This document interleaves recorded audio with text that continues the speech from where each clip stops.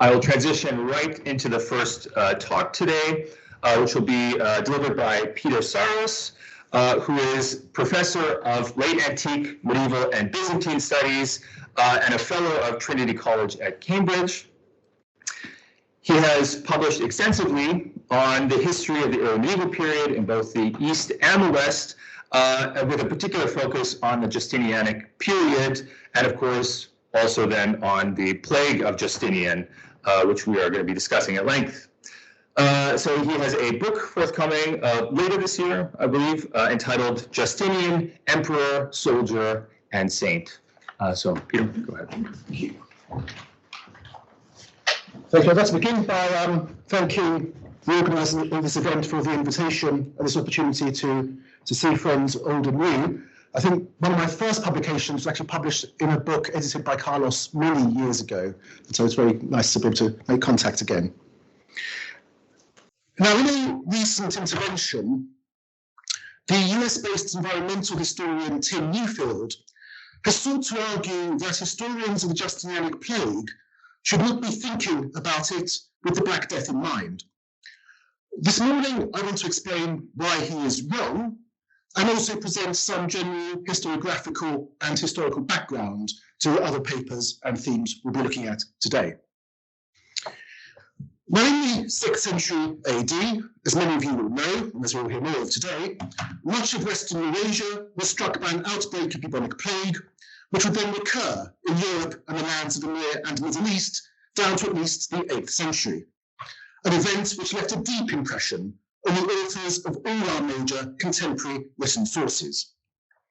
As we will see, accounts of this plague survive in a range of languages, in Greek, Latin, Syriac, Arabic, and Old Irish amongst them, written by authors from different social levels, writing in sometimes very different literary traditions, and this fact of itself, I have long argued, must be significant.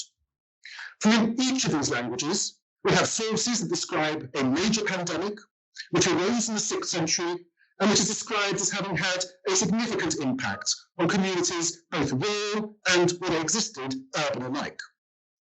The range of societies and cultures so affected by the disease was so varied, yet the phenomenon described by them so similar, that we cannot simply dismiss accounts of this plague, as some have sought to do, as constituting some sort of strangely universal literary topos.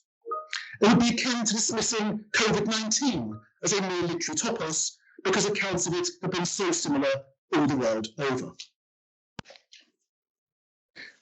Don't put too much store on this map, it's just for vaguely illustrative purposes.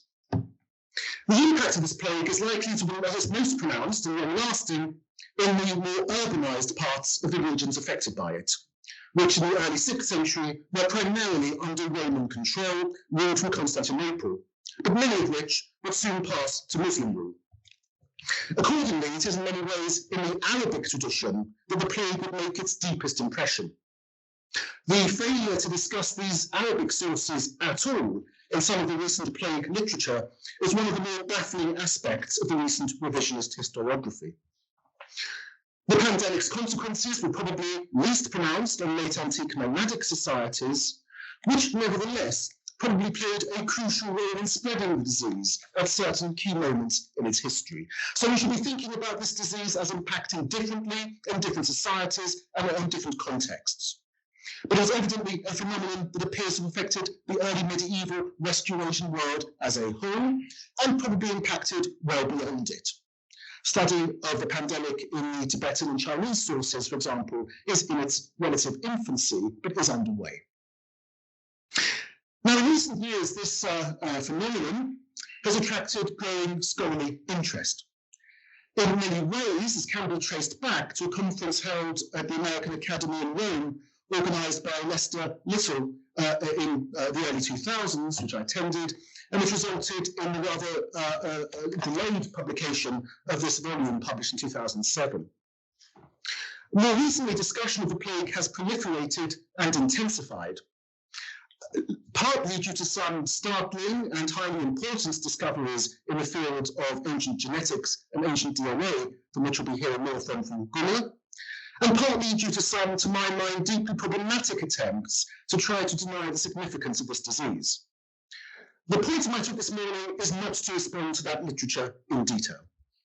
Rather, I want to set out some of the historiographical and evidential context relevant to the study of the disease, and then spend some time discussing how we might take study of the Justinianic Plague forward and avoid some of the pitfalls into which some of the recent scholarship has fallen.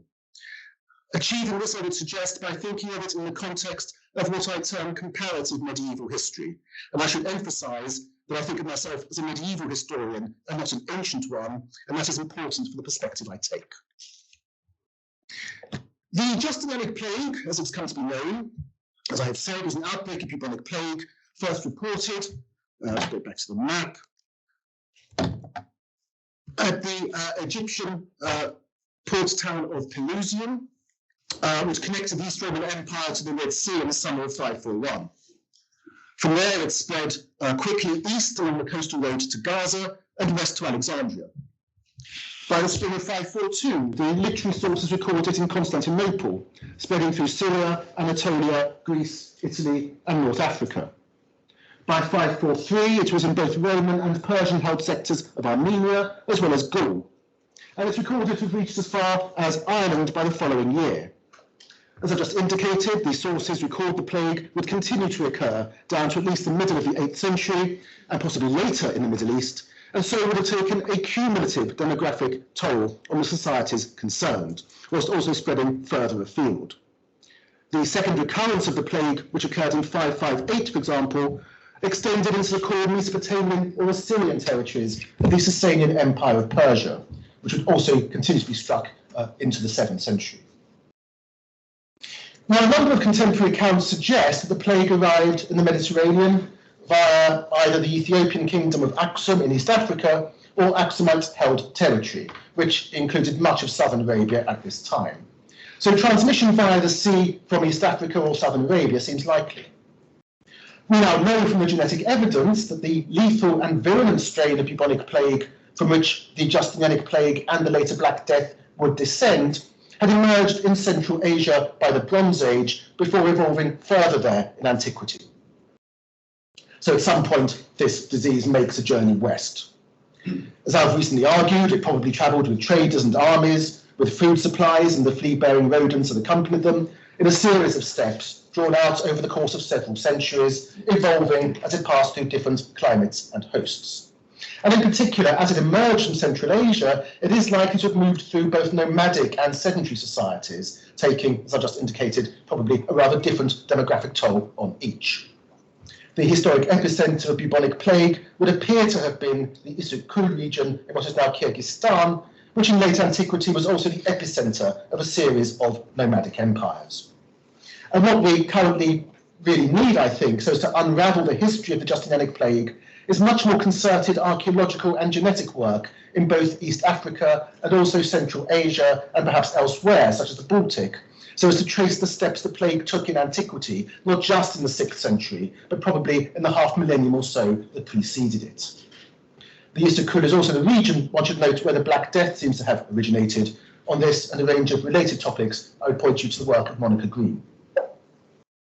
Now, until comparatively recently, the identification of the Justinianic Plague as bubonic rested entirely on the testimony of the literary sources, which frequently describe the appearance of buboes or swellings in the groins or armpits of its victims. You'll be relieved to know I don't have a picture of a bubo.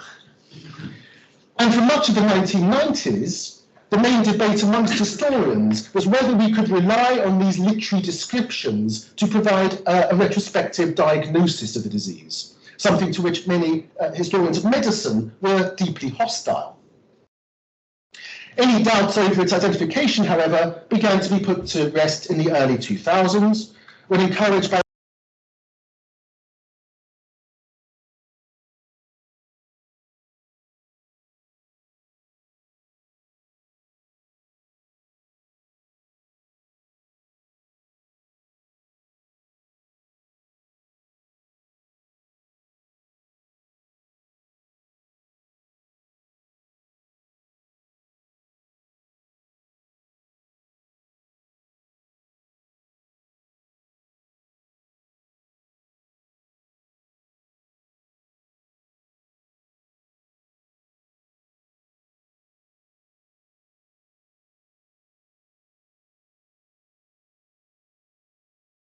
and in France, with these findings demonstrating that the 6th century strain of bubonic plague was closely related to the later medieval one, such that it would not be reasonable to postulate that one variant was any more deadly than the other. Crucially, from my perspective, or in terms of my interests, sorry, I can't. So if I just do the... Getting settled in, still apologies for all of this. That should be it. From my perspective, findings published in 2019 revealed that had been recovered from a 6th century burial site at Edic's Hill in rural Cambridgeshire in England, half an hour's walk from where I live, and where to date it's been identified in roughly 40% of the bodies from which aDNA has been extracted. In Edic's Hill, we should note uniquely, as I understand it, the scientists and archaeologists have been trying to extract the aDNA from all the bodies found at the site and not just from multiple burials, as had been the case elsewhere, and thus perhaps interestingly accounting for the relatively high rate of findings. Importantly, it has been argued that across the Mediterranean world and beyond, the advent of the plague and its subsequent occurrences may have intensified already pronounced apocalyptic sensibilities. It arguably confirms the perceptions of many that they were living in the last days. And this is entirely understandable. For in the absence of modern medicine, bubonic plague is one of the most deadly diseases known to mankind. Our authors who encountered it in the 6th century had never seen anything like it before, and accordingly, even though they lived in a world full of death and disease, it left a deep impression on them and on the accounts that they wrote. And I think the attention paid to the disease against this broader background of high mortality is very telling. Now, I was first drawn to a study of the Justinianic Plague when I was a student in Oxford in the early 90s, when I was simultaneously studying the economy and society of later medieval England alongside study of the Eastern Roman Empire in the age of Justinian. And one of the things which most struck me at the time was how very differently historians of these two periods handled the issue of epidemic disease. Black Death was absolutely fundamental to how we thought about and approached the world of late medieval England in the 14th and 15th centuries. And so as not to raise any hackles, I should point out that in Oxford in those days, we did only study English history, not British history. At the same time, however, the literature and lectures dealing with the 6th century tended either to ignore the Justinianic Plague or only refer to it in passing, despite the detailed eyewitness accounts of the plague provided by our main contemporary authors. Certainly, despite some recent claims to the contrary, the subject of the Justinianic Plague has never played as central a role in study of late antiquity and the early Middle Ages as the Black Death has done with respect to the later Middle Ages. So why should this be? I do not think it is due to the relative significance of the two past pandemics. There are, I think, primarily two reasons for this. The first relates to the limitations of the evidence. The second relates rather more to the limitations of the historians and their models. Let us take the evidence first. The region of the late medieval world which preserves the richest body of evidence in many respects with respect to the impact of the Black Death is late medieval England. Here, as with respect to the Byzantine Empire of the 6th century, we possess a number of contemporary chronicles and eyewitness accounts which describe the arrival and ravages of the disease. These descriptions are at their fullest, and those writers, amongst those writers witnessing the first advent of the pandemic. Later accounts tend to be more cursory, as authors began to take the recurrence of the plague rather more for granted. The 6th and 7th century Byzantine sources, we should note, also tend to conform to this pattern. We also have a number of laws dealing with how the English state attempted to weather the ramifications of the plague.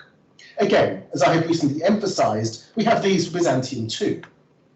But crucially, in the English case, with respect to the Black Death, we also have extensive pipe rolls and manorial accounts, documentary texts of various sorts, which enable us to reconstruct social and economic conditions at the grassroots, as it were, of society in the years preceding the Black Death, and which thus enable us to chart and quantify how the state, how landowning institutions and rural communities were impacted by the plague in both the short term and the longer term as it arrived and spread.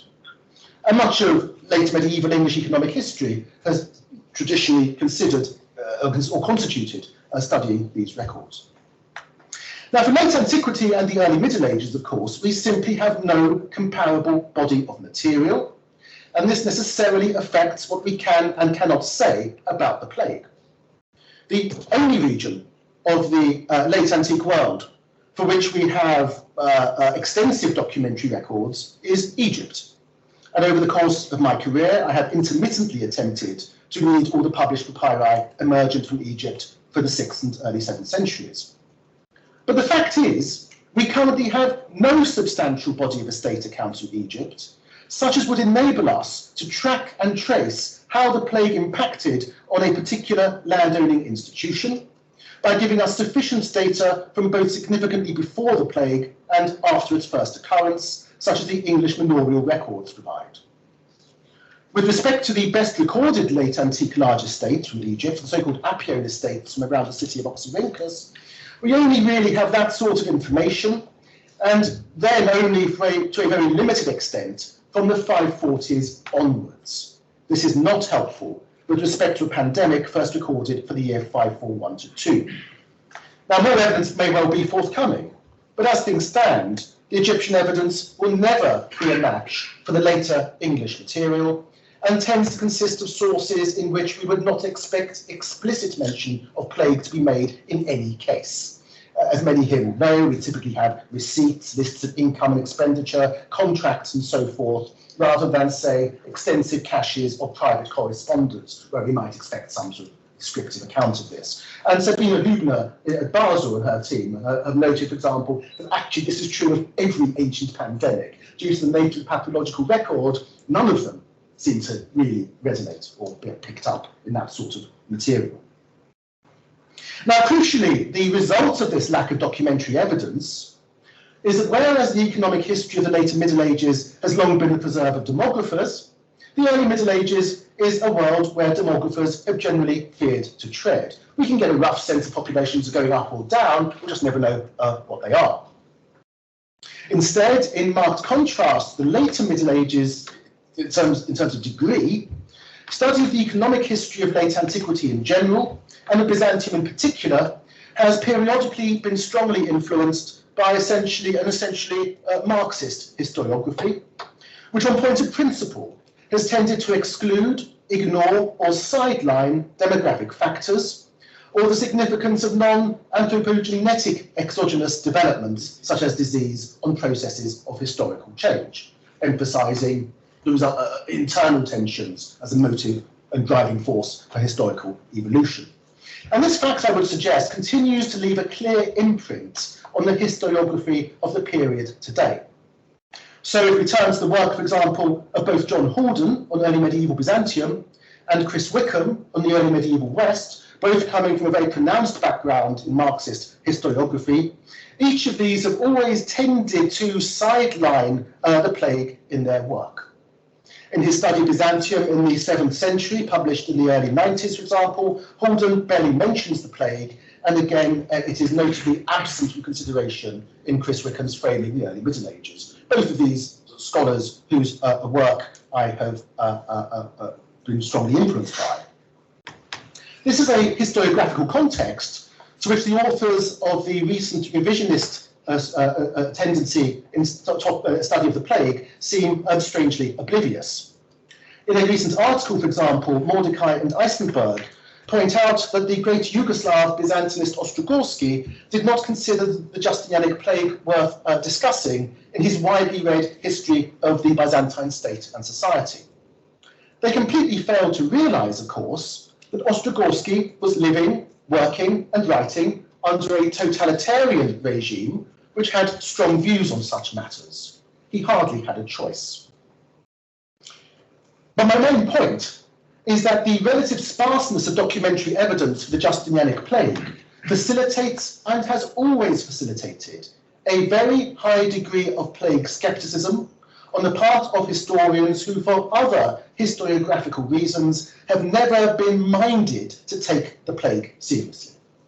And I should emphasise that of all Byzantinists working in the UK under the age of 70, I am probably one of those most sympathetic to historical materialist approaches.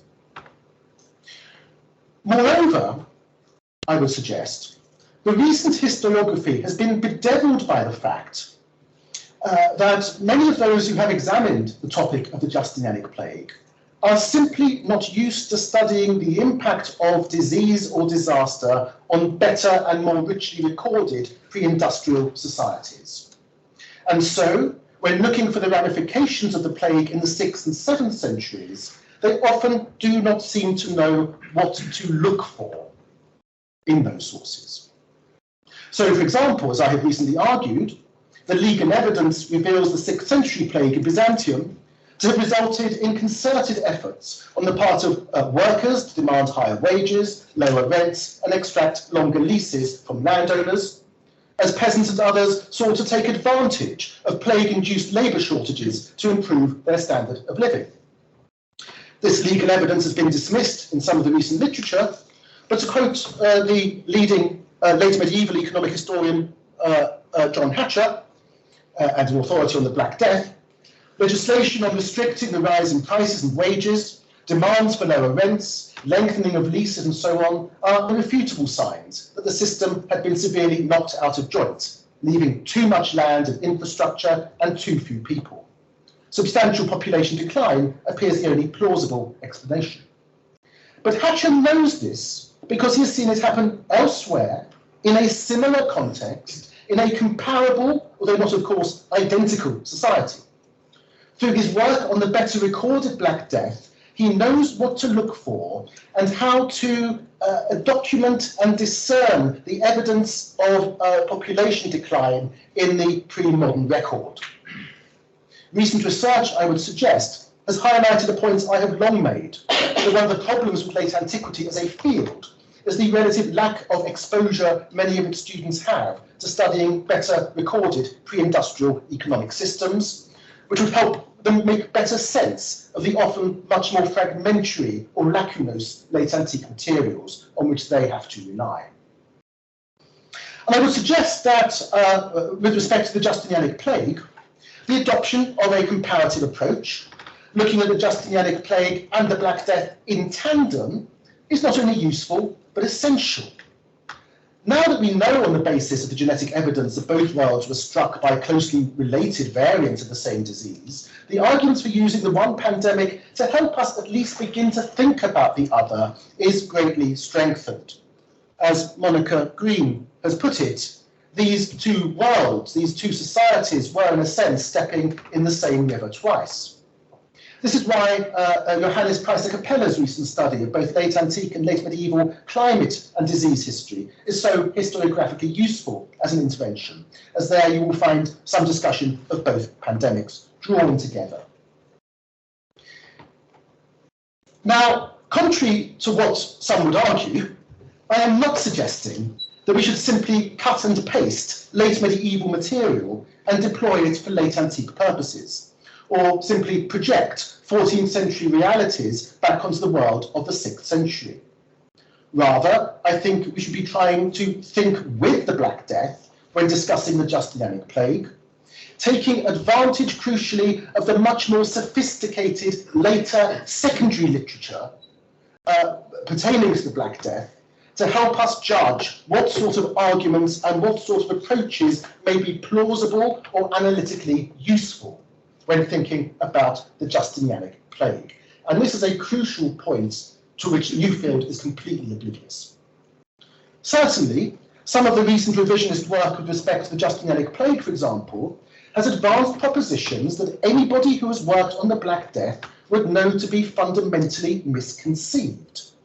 It has been claimed, for example, that the Justinianic Plague cannot have been significant because in Egypt we do not see an apparent reduction in the number of documentary texts produced. Fewer people, fewer documents, as Lee Mordecai put it at a recent conference in Hanover. Well, let us assume for a moment that these statistics cited by Mordecai and Eisenberg are meaningful, which actually I do not think they are. As a comparative exercise, let us ask, do we see a major reduction in the apparent production of documentary texts in England at the time of the medieval Black Death? The answer is no. Indeed, some types of documentation, such as wills, become more common in the face of the disease. If fewer people did not mean fewer documents in 14th century England, where it is largely agreed the population would appear to have been dramatically reduced, why should 6th century Egypt have been any different? And I could make similar responses to other claims made to do with levels of coin production and what have you. When one looks at the later medieval evidence, one realises that quite a lot of the arguments that have been put up are simply straw men. Likewise, Mordecai and Eisenberg repeatedly state that the Justinianic Plague cannot have been significant because we have evidence for what they generically term prosperity in the late antique countryside, as well as in some towns and cities. In England at the time of the Black Death, per capita incomes rose for many workers and artisans who survived the disease, for reasons of labour shortage I've already mentioned. This led to greater disposable incomes and heightened levels of economic commercialisation, such that some settlements, indeed, those better placed to take advantage of the new economic realities, even increased in size in absolute terms. This localised post-plague prosperity and heightened levels of commercialisation amid an aggregately shrunken economy potentially sounds very like the late antique picture. The crucial point, however, is that a lot of the recent minimalist articles with respect to the Justinianic Plague, I am afraid, advance arguments that make no sense if one actually knows about the Black Death or its literature, and had the authors read more about the Black Death, one suspects they would not have advanced them. And it's in that sense the Black Death is very useful to us, again, in a way that Newfield's intervention does not really get. But I think we need to go further than simply using the richer Black Death secondary literature as some sort of intellectual control on the Justinianic Plague debate. And I think we're going to see Karl Harper talk about the Black Death perhaps later on today in the Italian context. Rather, I think the evidence now opens the way to and justifies a more full-blown comparative study of the two great late antique and late medieval pandemics, looking at how they reached, spread through, and impacted on different historical societies.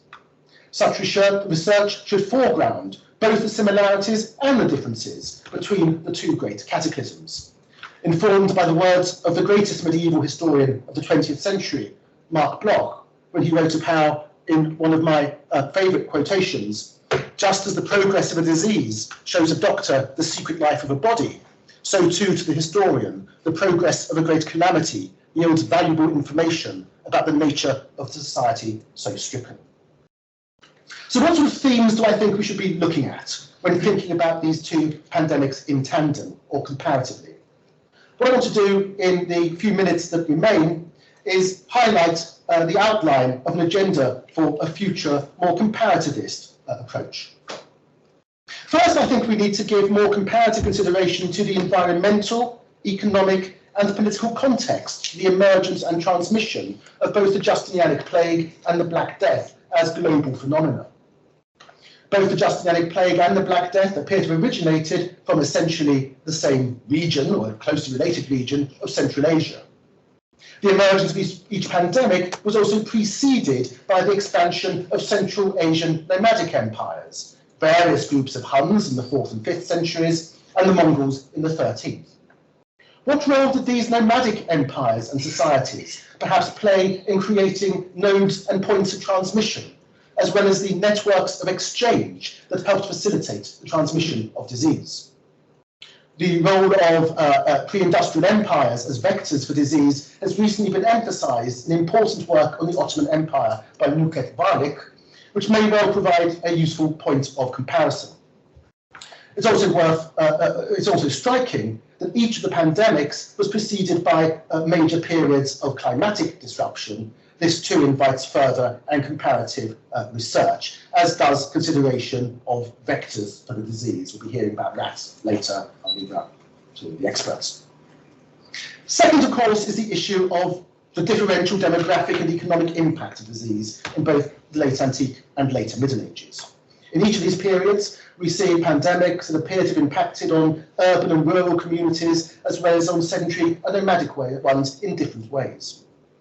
Importantly, I think we are now in a position to harness important recent advances in landscape and settlement archaeology and the study of both late antique and late medieval urbanism to compare and assess the impact of the disease. Our understanding of the Black Death and its impact on rural communities in eastern England, for example, has recently been transformed by new archaeological techniques pioneered by Professor Carenza Lewis of Time Team fame, amongst others. One of the paradoxes of study of the Black Death in England had long been that whereas the documentary evidence would suggest that by the end of the 14th century, a remorseless interaction of biological, environmental, economic and social factors had reduced the population to probably about half the size it had been at the start of the century, settlement studies had hitherto revealed relatively little evidence for the abandonment or desertion of villages, such as many had assumed must have occurred. Now, crucially, through her study of ceramic data from test pits at what she terms continuously occupied rural sites, as opposed to abandoned ones in eastern England, Professor Lewis has finally resolved this conundrum by revealing evidence for a very significant thinning out of the rural population, with overall contraction in the number of potentially habitative sites apparent in 90% of the East Anglian settlements, and with more than half of the settlements showing a reduction of 50% or more. So what we're seeing is sites not disappearing, but rather thinning out in what appears to be a very significant way. Now, what is especially important from our perspective is that Carenza's test pits also allow her to assess settlement levels on these same sites in the Roman, post-Roman and earlier medieval phases, as well as the late medieval phase. And as she has recently confirmed, this evidence would suggest that around the 6th century, there occurred a 75% fall in the number or extent of settlements in East Anglia, with the data indicating a significant reduction in the size and density of settlements. It is interesting to note, she remarks, that the only other period for which the test pit data shows such a marked decline in the number and density of habitative sites is that following the Black Death pandemic. Now, this is, of course, especially suggestive, given that, as we have seen, we now have firm genetic evidence that bubonic plague was present in eastern England at this time. So that is another example, I would suggest, of how Black Death-led research can cast crucial light on early medieval realities. Third, we have the issue of governance, governmental responses. Warlick's work on the Ottoman experience of the Black Death is particularly useful to any Byzantinist. Although Procopius's account of the duration and impact of the Justinianic Plague on Constantinople has been dismissed by some, in both respects, it would appear to be very closely mirrored in the Ottoman documentary sources with respect to the demographic impact of the Black Death on Ottoman Constantinople, with the disease striking down a similar proportion of the population, as suggested by our late antique literary sources, across the same months as described by them. In both the 6th century Byzantine and 16th century Ottoman examples, we also find evidence for the state responding with sometimes remarkable alacrity and in anticipation of events as news comes in from the provinces of what is happening. As Warlick has emphasised in her wonderful study, news of the plague often moves faster than infection itself, and this is also something we find reflected in the Byzantine materials. Fourth, there is of course the tricky issue of religious and cultural responses, and of how respective pandemics impacted on mentalite and religious attitudes. Here I think there's very interesting room for both similarities in study responses and crucial cultural differences that may reveal much of the different social construction of these societies. As Misha Maya and Carenza Lewis have both independently argued or suggested with respect to the late Justinianic Plague and the Black Death. For example, in each cases, we perhaps see greater attention to the figure, greater piety directed towards the figure of the Virgin Mary, who was widely associated with healing. But there were crucial differences in response too. In late medieval England, for example, medieval Europe, we find evidence that the Black Death led to an upsurge of persecution directed at Jewish communities and other minorities. In the 6th century, by contrast, this does not appear to have been the case to anything like the same degree. Why not? Instead, in both Byzantium and the Ottoman empires, those deemed guilty of sexual misdemeanours were the ones primarily punished in the context of plague. What does this reveal of the societies concerned and what they worried about? Lastly, I think it is worth thinking in a more concerted way about the cultural memory of the plague in the societies which it struck. When the plague reached Persian-controlled Mesopotamia in the late 550s, for example, the leaders of the Christian authorities there ordained a period of fasting to try to fend it off. This observance, known as the Fast of Nineveh, is still observed by many Eastern Christians to this day in Syria and Iraq. In early Islam, death from bubonic plague was uniquely regarded as granting the deceased the status of a martyr, perhaps because the Islamic conquests of the 630s and 640s involved the Muslim armies having to attack sedentary communities where they knew the plague to be rife. In both Byzantium and the Islamic world, memories of the Justinianic Plague would inflect responses to the Black Death. In a further fascinating episode that arguably helps to link the history of the first pandemic to that of the Black Death in a tangible way, in the year 543, in the initial aftermath of the first onslaught of the plague in Constantinople, the Emperor Justinian had erected a huge equestrian statue of himself on top of a column outside his newly reconstructed cathedral church of Hagia Sophia. This is an early modern depiction of it before its destruction. Thereafter, this statue, along with the cathedral, would long dominate the medieval capital. After the Ottoman conquest of the city in 1453, however, the Sultan Mehmed II chose to have Justinian's statue destroyed. Now, according to an interesting legend that was still in circulation amongst the Greek population of Constantinople in the 16th century, their ancestors had warned Mehmed that the statue of Justinian was in fact a talisman that protected the city from plague.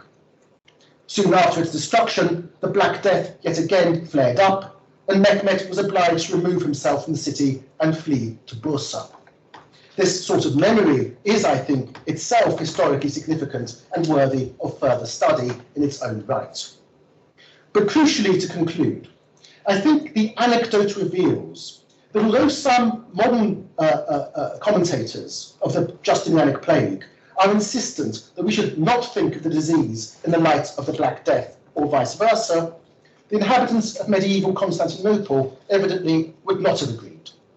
To take the study of the plague forward, I would suggest, it might be more productive for us to take our lead from them and to take advantage of the opportunities offered by the sources to engage in a genuinely comparative study of medieval pandemics, East and West, early and late, ideally across medieval Eurasia as a whole.